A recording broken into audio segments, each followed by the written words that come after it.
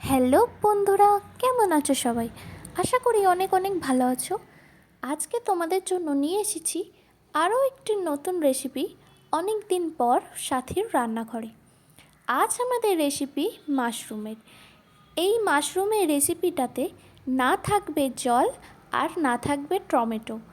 তো একবার হলেও এই রেসিপিটা বাড়িতে আপনাদের ট্রাই করে দেখতে পারেন। তো চলো আজকের রেসিপি শুরু করা যাক।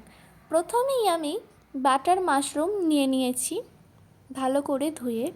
তারপর এতে পেঁয়াজের বেরেস্তা করে নিয়েছিলাম, সেই পেঁয়াজের বেরেস্তা দিয়ে দিলাম। তারপর আদা রসুন আর লঙ্কা বাটা দিয়ে দিলাম। তারপরে হলুদ গুঁড়ো 1 চামচ, জিরে গুঁড়ো 1 চামচ, ধনে গুঁড়ো 1 চামচ, কাশ্মীরি লঙ্কার গুঁড়ো 1 চামচ, আর পরিমাণ মতো নুন, আর গরম মশলার গুঁড়ো 1 চামচ, আর চিকেন মশলা 1 চামচ। কুচিয়ে রাখা ধনে পাতাগুলো দিয়ে দিলাম, আর পুদিনা পাতাগুলো দিয়ে দিলাম। তারপর এতে 1 চামচ দই দিয়ে মাশরুমগুলো মশলার সাথে ভালো করে মিশিয়ে নেব। মিশিয়ে আধ ঘন্টার জন্য এই মাশরুমটিকে রেখে দেব। তারপর কড়াইতে তেল দিয়ে তাতে গোটা গরম মশলা যেমন তেজপাতা, স্টার আনিস, এলাচ, দারচিনি, লবঙ্গ, জিরে, জায়ফল, জয়িত্রী, তেলটা গরম হয়ে গেলে এই সব রকম গোটা গরম মশলাগুলো তেলেতে দিয়ে দেব। একটু ভাজা হয়ে গেলে 1 চামচ কাশ্মীরি লঙ্কার গুঁড়ো দিয়ে ভালো করে মিশিয়ে নিয়ে আধ ঘন্টার জন্য যে মাশরুমগুলো রেখে দিয়েছিলাম সেগুলো এবার এর মধ্যে দিয়ে দেব।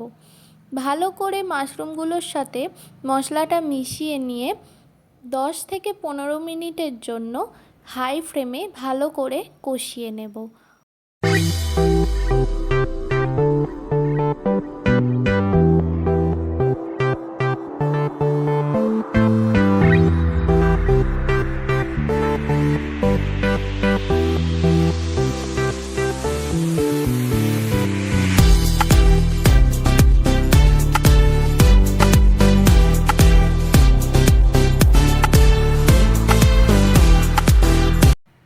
তারপর গ্যাসটিকে লো করে দিয়ে আরও 10 থেকে 15 মিনিট মাশরুমটিকে ঢাকা দিয়ে এইভাবেই কষিয়ে নেব।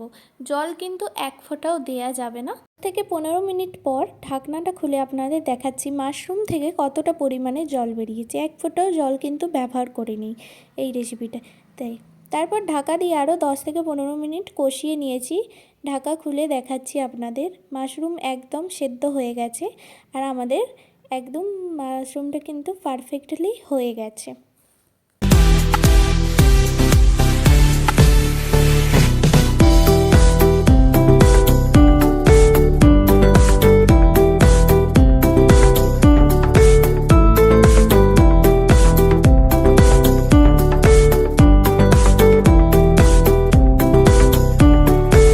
কুচিয়ে রাখা ধনে পাতাগুলো দিয়ে মাশরুমের সাথে ভালো করে একবার মিশিয়ে নিলেই ফাইনালি আমাদের মাশরুমের জল না দিয়েই এই রেসিপিটা একদম রেডি।